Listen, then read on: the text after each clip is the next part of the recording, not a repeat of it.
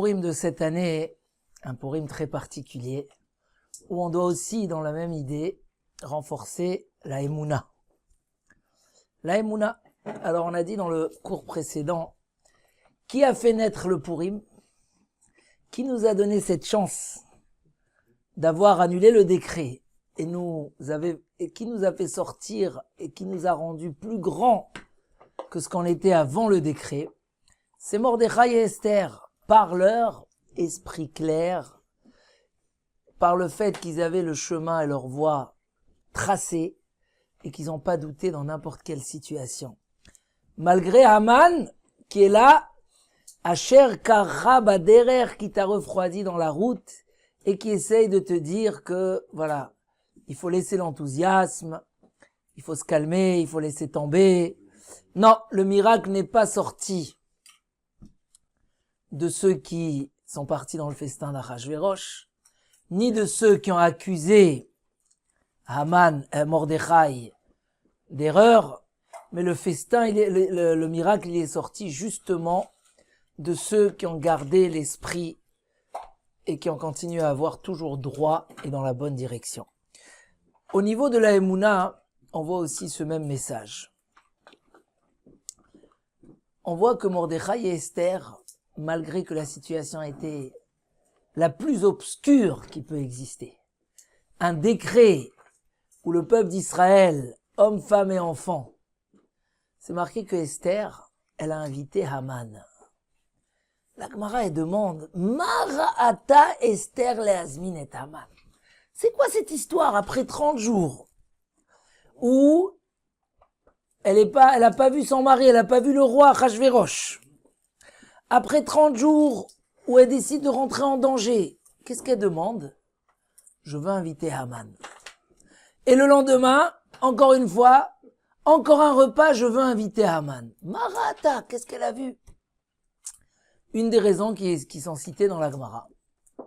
Elle a dit, je veux pas que les Bnei Israël y comptent sur moi. Je veux qu'ils lèvent les yeux vers le ciel. Les pauvres Bnei Israël étaient déjà dans la situation la plus écrasée qui peut exister. Pas de Beth Amikdash, exil 70 ans avec les promesses de délivrance qui n'arrivent pas. Haman qui monte en puissance, qui met le roi dans sa poche. Oui ou non? Il fait de lui ce qu'il veut. Le roi, il lui a dit même, ne me donne pas l'argent, tu peux les exterminer. Tout cet état d'obscurité de Esther, de caché. Et qu'est-ce qu'elle fait Esther? Leur dernier espoir, peut-être que le roi va nous sauver. Elle va l'inviter Haman. Mais en fait, Esther, encore une fois, dans son esprit clair, elle avait la Emouna. La Yeshua ne va venir de personne. De la Tchouva et de la Tfila. Il y a une seule direction qui va nous amener la Yeshua. Là aussi, des fois, dans la Emouna, quand un homme il est dans une épreuve, il a des doutes, il sait pas comment la Yeshua elle va venir, comment les miracles vont arriver. Savoir la Tchouva et la Tfila. Si on a parlé dans le premier cours de l'action qu'on doit faire, avec une clarté, on doit rester dans son esprit. Mais au niveau de la Emouna, ça doit être la même chose. Esther, elle a dit, s'ils comptent sur moi, ils sont pas dans la bonne direction. Et aujourd'hui, pour combattre Haman, faut pas que ça soit peut-être Dieu, peut-être l'autre. Enod milvado. C'est quoi Enod milvado? Il n'y a personne en dehors d'Akadosh Baruch Hu. Elle dit la Gemara, Afilu bechalala de alma. Même dans l'espace du monde. Mais un des rabbanim, il dit, c'est quoi chalala de alma? Chalala, c'est un espace vide, c'est un trou d'air. Même dans un trou d'air où on a l'impression que peut-être c'est l'autre qui veut nous faire du mal, que l'autre il peut nous faire... Non. Tu dois te rappeler que dans n'importe quelle situation, il n'y a que Akadosh Baruch Hu. En od milevado. Il n'y a pas autre que Akadosh Baruch Hu. Un jour, il y a un homme qui est très malade. Et sa fille, chaque fois, elle appelle le docteur et il lui donne un médicament, un autre médicament. Et à un moment, elle voit que son père, Achlet, il n'arrive plus à respirer. Elle sait plus quoi faire. Elle court au milieu de la nuit, elle tape chez le médecin, elle dit, Ribono Shel Olam, viens sauver mon père. Il dit, bon, ok, j'arrive, je vais prendre un café. Elle lui a dit, quoi, un café? Il est en train de mourir. Il dit, bon, ok, il prend son manteau, il prend la brosse, il commence. Il dit, médecin, mais vous comprenez pas, ça tient sur un fil. Et lui, il continue, il met son chapeau, doucement, comme ça. Elle a dit, écoute, médecin, laisse tomber, j'ai pas besoin de toi. Akadosh Baruch Hu, sauve mon père. Il lui a dit, voilà, c'est ce que je voulais que tu fasses. Moi, je peux plus rien faire. Ça y est, il y a plus rien à faire pour lui. Mais une chose, oui, tu peux faire, c'est te retourner vers Akadosh Baruch Hu. Et savoir qu'il y a personne. Il y a que Akadosh Baruch Hu. Tout peut avoir l'air d'être obscur. Aucun schéma. On dit dans la Gemara, la parnassa d'un homme dure comme l'ouverture de la mer. Le mariage, et surtout le deuxième mariage, ou chez certains le troisième, Hachem Ishmor, c'est dur comme l'ouverture de la mer. J'étais chez quelqu'un hier, je lui ai dit, alors, tu as peut-être peur? Il me dit, non, j'ai pas peur, c'est déjà le troisième. Et il dit le Maharal, c'est pas pour te dire que c'est dur comme la mer, c'est pour te dire que même s'il y a aucune chance, comme quand tu étais devant la mer elle s'ouvre. Tu dois avoir la Emouna. On voit que quand Mordechai, le roi il s'énerve sur Haman, et il le soupçonne de complot avec Esther. Il n'arrive pas à dormir de la nuit. Le matin, il dit, peut-être que j'ai pas récompensé quelqu'un sur le bien qu'il m'a fait. Alors, amenez-moi le livre. Il lit dans le livre que Mordechai lui a sauvé la vie. Il dit, bon, il appelle Mi Bechatzer qui est dans la cour, ve Haman il arrive. Le roi il lui dit, dis-moi, qu'est-ce que je peux faire à celui que Amelech Hafetz Bi'ikaro? Vous avez tous appris la Megillah. Qu'est-ce que le roi peut donner à celui? Alors Haman il dit tout de suite, c'est moi, c'est sur moi.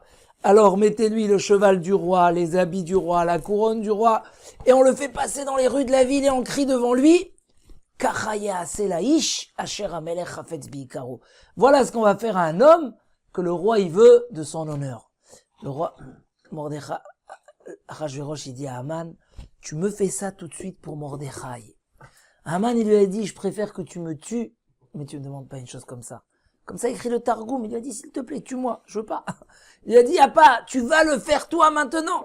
Parce que dans la liste, il fallait que c'est un prince qui tire le cheval. Donc il a dit, c'est toi le prince qui tire le cheval, le ministre.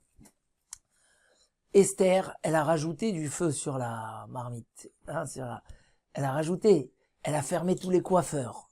Donc, c'est Haman qui a dû coiffer Mordechai. Et elle a fermé tous les bains publics. Donc, c'est Haman qui a dû baigner Mordechai. Elle avait Mordechai. Tout.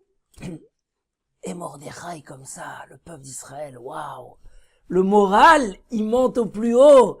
Voilà, ça y est, la Yeshua, elle commence à arriver. À tel point que quand Haman, il retourne chez sa famille, ils lui ont dit, écoute, si Mordechai a Yehudi, il est de la descendance juive, Misera Yehudi Mordechai, sache que c'est fini. Ces juifs-là, quand ils descendent très bas. Mais quand ils recommencent à remonter, ils remontent comme une fusée, jusqu'au ciel, jusqu'aux étoiles. Donc tout le monde a compris que ça y est, le miracle il est en train d'arriver. Dès que Mordechai y retourne, qu'est-ce qu'il fait? Vayashov Mordechai el sako ve'el ta'anito. Mordechai il retourne où? Il remet son sac, il remet sa cendre, il retourne jeûner, il continue à prier. Il dit le Midrash, mais je comprends pas. Qu'est-ce qu'il est parti faire? Il dit Mordechai, il a dit, il n'y a pas. Tant que la Yeshua, elle n'est pas arrivée jusqu'au bout, je m'arrête pas. Et de là, le Midrash, il apprend que des fois, Kadosh Baruch Hu, au milieu de la route, il envoie des signes à l'homme, des belles lumières, comme ça veut dire, bon, tu es en bonne voie. Mais l'homme, qu'est-ce qu'il fait à ce moment-là? Il dit, ça y est, c'est bon, on peut fermer le Teilim. Quand même, malheureusement, on a entendu dans le Covid des gens où on a dit, ça y est, tout va bien. Boum, 2 jours après, Nigmar. Rien que ce Shabbat, j'ai entendu, voilà. C'est quoi? Il dit le Midrash, Kavel Hashem, tu veux la Yeshua, tu t'arrêtes pas. Si la Yeshua, elle est dans les mains de l'homme, alors tu crois, tu dis, ça y est, Achashverosh, il commence à changer d'avis. Si la Yeshua, elle est dans les mains d'Akadosh Baruch Hu, si tu as la Emouna, tu vas jusqu'au bout des choses. Et ça, c'est un très grand message. J'ai lu une histoire, il y avait aux États-Unis, un Israélien qui arrive et qui cherche du travail. Il cherche, il n'arrive pas à trouver, mais il a des bons diplômes. Un jour, il va dans la rue, il voit une bonne affiche, proposition de travail. Il appelle, il prend rendez-vous, tout va bien. Maintenant, il n'a pas eu de chance. Ça tombe à la fin du Homer, quand la barbe, elle est un peu, les cheveux, il n'a pas coupé. On ne peut pas couper les cheveux dans cette période.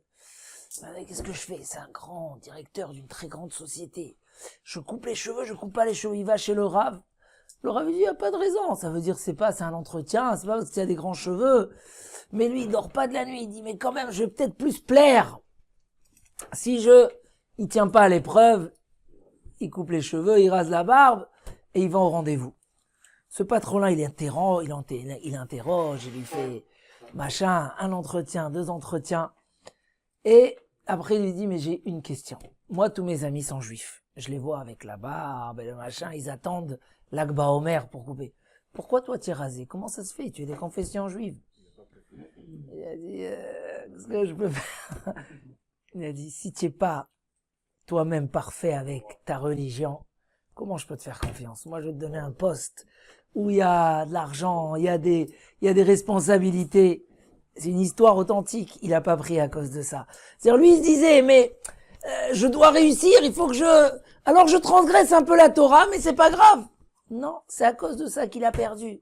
Si on a les idées claires, il n'y a pas. C'est à Kadosh Baruch Hu. C'est avec la Torah que le miracle arrive. C'est comme ça qu'on arrive à la Yeshua. Et ça, combien de fois le Klal Israël avec les règles de la cacheroute, je vais dans une réunion très importante. Est-ce que Davka, tu respectes? C'est comme ça que ça va se passer. Il raconte là-bas que il y avait pendant la Shoah, ils ont mis en Italie plusieurs rabbinim en prison et ils voulaient les tuer. Alors, tous les autres rabbinim se sont réunis, ils ont fait des démarches, ils ont réussi à avoir un rendez-vous avec une princesse très importante, et pour qu'elle parle à son mari qui peut aider. Maintenant, ils ont mal préparé le rendez-vous. Et ils arrivent comme ça, les grands rabbinim, et ils arrivent, et elle leur tend la main. Et ils savaient pas quoi faire. Ils lui ont dit, bon, c'est pour une... Mais ils lui ont expliqué, ils lui ont dit, on est désolé, on peut pas donner la main. Vous savez qu'est-ce qu'elle leur a dit? C'est une histoire authentique. Quand elle a entendu l'explication, elle a dit, si mon mari donnait pas la main aux femmes, je serais plus heureuse aujourd'hui. Elle les a reçus comme des rois, et elle s'est occupée de leurs demandes encore mieux que ce qu'ils se sont attendus. Le Ham Israël, chacun ici peut raconter des histoires à ne pas finir. Comment Davka, en ayant la Emouna, un jour, on raconte qu'un rave, il a pris un cocher, et le cocher, il passait devant l'église, il a craché. Le rave, il a dit, oh, stop, s'il te plaît, j'ai décidé, je veux pas faire mon voyage. Il lui a payé, et il lui a dit, c'est bon, je retourne à la maison. Ses élèves lui ont dit, qu'est-ce qui se passe? Il a dit, si lui-même, dans sa tête, il respecte pas ses valeurs à lui, comment il va me respecter à moi? Il peut me tuer au milieu de la route s'il s'énerve. Je veux pas voyager avec quelqu'un comme ça. Si toi-même, tu as pas les idées claires, tu sais pas toi-même ce que tu as envie, alors, regardez dans les mitzvot, par exemple. Des fois, on peut faire les efforts du monde pour faire une mitzvah. Et quand même, des fois, on va perdre la mitzvah pour une petite bêtise. Je vous avais raconté cette histoire avec le Netivot. C'est une histoire qui mérite vraiment Il raconte le Netivot qu'il y a un homme qui habitait loin de la ville. Il prenait sa charrette tous les jours pour aller à la tfila. On l'a déjà raconté une fois, mais le message, il est encore plus fort quand on lit la Megillat Esther. Tous les jours, il va 1 heure avec ses chevaux dans la neige, dans la pluie, dans le soleil. Il fait sa tfila, 1 heure aller, 1 heure retour et 1 heure tfila. Dans le ciel, comme ça il raconte le Sefer HaNetivot, ils ont décidé de lui donner une récompense. Ils savaient pas qu'est-ce qu'on peut lui donner. Il mérite vraiment peut-être un fils qui va éclairer le monde ou... Mais qu'est-ce qui se passe? Un matin, il a tout cassé. Il sort, il va par la place du marché et il voit qu'il y a des palettes de bois pour la cheminée qui sont vendues à 50%. Il dit, qu'est-ce que je fais? Si je vais à la tfila, je rate l'occasion, ça va partir en 2 minutes, les soldes. Si j'achète, je rate ma tfila, qu'est-ce que je fais? Il dit, bon allez, j'achète pour mes enfants, il retourne, il l'amène à la maison. Après, il a tellement des regrets, c'est pas grave, je vais, même si je gagne un kaddish, une mitzvah, mais je vais. Il gagne un kaddish, mais dans le ciel, ils ont dit, combien il a gagné avec ces bois-là? 50 roubles. Donc nous, on veut lui donner des millions de roubles pour ce qu'il fait, mais au final, pour lui, la tfila, elle vaut que 50 roubles. Alors, on peut pas lui donner. Il dit là-bas que Eliyahu Hanavi, il est venu. Il a dit à Kadosh Baruch Hu, non. Moi, je peux prouver que sa mitzvah, elle vaut vraiment à ses yeux des millions de roubles. Je vais le mettre à l'épreuve. Il a dit, il descend un jour, habillé comme un homme très très riche comme ça, et la bague en or et les trucs, et il arrive devant lui et dit, d'où tu es venu? Il interroge, quoi? Tu fais 1 heure comme ça dans la neige pour faire la tfila? S'il te plaît, moi j'ai pas cette chance-là, et je veux quand même des mérites pour après 120 ans. Vends-moi ta tfila, je te donne 100 roubles, tu me vends ta tfila. Il lui dit, non, ma tfila, jamais de la vie. Dis-moi, tu crois que je vends ça? Ça c'est éternel, ça vaut des millions. Il dit, s'il te plaît, allez, 1000 roubles. 1000 roubles. Non, je peux pas. 10 000 roubles. Rien que vends-moi ta tfila. Il dit, même tu donnes 1 million de roubles, je vends pas ma tfila. Et ils vend pas sa tfila. Et Léon Avi va dans le ciel et il dit à Kadosh Baruch Hu, regarde. Même pour 1 million de roubles, ils vendaient pas son Shabbat ou sa tfila. Il dit, le Netivot, qu'est-ce qui se passe? Il a perdu sa tfila pour 50 roubles. Alors qu'il n'est pas prêt à la vendre pour des millions. C'est quoi l'histoire? L'explication que lui il donne, il dit, bon, avant qu'on fait la mitzvah, on n'a pas la vraie dimension. Après qu'on l'a fait, on a la vraie dimension. Mais notre explication, elle est aussi importante. C'est que un homme, si on le fait pas réfléchir à la valeur de ce qu'il a devant lui, à la valeur des mitzvot, à la valeur de la Emouna, un homme, il réfléchit pas. Et il est prêt à perdre des choses tellement importantes, comme on a dit tout à l'heure. Des fois, un homme, il va perdre, il peut avoir encore un enfant, il va pas l'amener au monde parce que il a peur que s'il met un superposé dans sa chambre, alors il va faire trop chaud. Ou peut-être que s'il a un enfant en plus, alors peut-être que si. Mais tu as vu, les enfants que tu as, qu'est-ce que tu es prêt à donner pour eux? Des fois, un homme, il perd le couple, il perd le mariage, rien que parce qu'il n'est pas prêt à rabaisser un peu la tête. La Emouna, c'est quoi la Emouna? C'est de savoir que les valeurs de la vérité, que il y a que Akadosh Baruch Hu qui est là. Qu'est-ce qui nous amène le miracle? C'est rien que cet investissement. C'est ce qui peut nous donner la plus grande réussite. Et ça, voilà. Un homme qui prend le temps de réfléchir. C'est comme ça que les Bnei Israël, ils sont sortis. Ils ont dit, maintenant, Purim, c'est le jour de la plus grande joie. Mais Haman, il a dit qu'on est divisé. Pourquoi on est divisé? Pourquoi on se dispute? Est-ce que une famille qui se dispute, des frères qui se disputent, des juifs qui se disputent, des amis qui se disputent, on gagne ou on perd? On perd dans tous les sens. Mais quand même, un homme y réfléchit pas assez. Alors Purim, vous allez envoyer aux amis la tzedaka, s'occuper des pauvres. On peut pas être joyeux si les pauvres ils ont pas de quoi manger. Vous enverrez aux pauvres la Yehudi Maïta Ora Vesimcha. D'abord la Torah, Ora c'est Torah, et après la joie. Si on veut être vraiment joyeux, on va prendre les choses jusqu'au bout. C'est le grand message de la... Et comme ça, si on va jusqu'au bout de la Megillah, tout le chemin de Mordechai et Esther, c'était ça. C'était la clarté, la Emouna en Akadosh Baruch Hu. On va rajouter encore un petit point. C'est marqué que quand Esther, elle est devant Achashverosh, et l'opportunité s'ouvre, et là, elle demande, elle dit, on a un ennemi, Ish Tsar Veoyev, un homme qui veut nous exterminer. Elle lui dit, c'est qui? C'est marqué dans la Gemara, elle a dit, Ish Tsar Veoyev, Haman Araazé.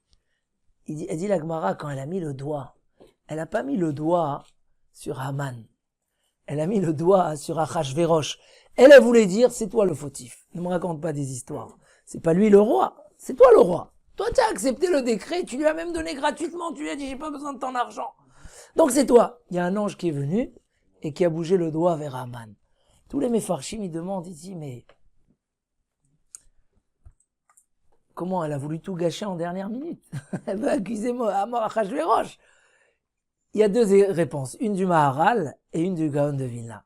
Un, il dit, Esther, elle savait, du mensonge, il n'y aura pas la Géoula. La Géoula, elle vient de la vérité. Toujours dans le même esprit de ce qu'on a expliqué. C'est pas en allant dans des chemins tordus que tu vas amener les solutions. Tiens, la Emouna, c'est Hachem qui amène la Yeshua. Alors c'est Hachem. Si tu dois dire pardon, dis pardon. Si tu dois être honnête, sois honnête. Si tu dois prier, va prier. C'est pas, elle a dit, si je dis du mensonge, réellement, c'est Achashverosh qui nous a vendu. C'est pas Haman. Qui c'est le vendeur? Le vendeur, c'est Achashverosh, c'est le roi. Elle a dit, moi, je reste dans la vérité, je m'en fiche. Akadosh Baruch Hu, il va amener comme ça la Géoula. La Géoula va venir de la vérité. L'autre explication, c'est encore plus. Quand elle parlait même pas à Achashverosh. Pour elle, elle parlait à Akadosh Baruch Hu. Tellement elle était demandée à Akadosh Baruch Hu, sauve-moi, elle savait que Achashverosh, c'est que... Alors elle a dit, elle va pas mentir devant Akadosh Baruch Hu, Akadosh Baruch Hu, c'est Achashverosh qui a fauté. Parce que pour elle, c'était clair. La vérité, c'est elle qui va nous amener à la Géoula. La fête de Purim, c'est ça, c'est de redevenir fiers de nos valeurs. C'est de remettre, des fois, il manque pas beaucoup. On a la Emouna, Israël ma'aminim bnei ma'aminim, on sait la vérité, on sait d'où vient la bracha. Mais quand même, quand il faut passer à la pratique, des fois on réfléchit pas. On se laisse aller. Et quand on se laisse aller, alors la voiture, elle va dans les fossés. Elle va pas dans la bonne direction. C'est toi qui dois rester le conducteur. Même si on te met des petites sonneries ou on fait que la voiture, elle va droit, tu laisses les mains sur le volant. Tu dois savoir où tu veux aller. Tu dois savoir où est ta vérité. Tu dois rester attaché à ta émouna. Et tu vends pas des choses précieuses qui t'appartiennent, qui sont chères à toi, pour des haricots verts. Tu vends pas, tu gardes tes valeurs. Voilà la fête de Purim. Le Kam Veloza. Qu'on se renforce, qu'on soit fier, que même si on boit du vin, la vérité reste à sa place, que on ait la émouna, qu'on sache où est la vraie direction. Ok, je vais aller, je vais faire, mais quand j'arrive à la tefila le matin, c'est là où tout se décide. C'est ma prière qui va décider comment je vais réussir aujourd'hui. Je vais voir le docteur, etc. Le Chafetz Chaim, des fois, à la place d'aller chez le docteur, il mettait l'argent à la tzedaka. Il disait, combien ça coûte le docteur? 20 euros, je mets 20 euros à la tzedaka et l'enfant, il guérissait. Pourquoi il avait la Emouna, que c'est Mina Shamaim? Alors, on a notre Ishtadlout, c'est que le Keli. Tout le reste, c'est Mina Shamaim. Donc, si on renforce ces deux valeurs, Bezrat Hashem, dans nos actions, dans ce qu'on fait, dans les prises, ce qu'on prend en main dans la vie, être clair, être solide dans sa voie, savoir où tu vas, d'avance, dans la Emouna, si on sait dans la Emouna, où tout se passe, où tout se décide, si on a ces deux valeurs, alors on est sûr d'arriver toujours et d'être accompagné par les miracles d'Akadosh Baruch Hu. Alors Bezrat Hashem, que déjà tout le monde guérisse, Bezrat Hashem, le monde entier qui trouve sa refoua, et qu'on ait la Géoula Bekarov, et que chacun dans tout ce qui souhaite, la bracha, les enfants, la parnassa, la Torah, toutes les Yeshuot Bezrat Hashem Bekarov, que ce Purim soit une ouverture des cieux pour envoyer que des rachamim, de la miséricorde et de la bracha. Amen. Ken Yeh Ratzon. Chazak u'Baruch.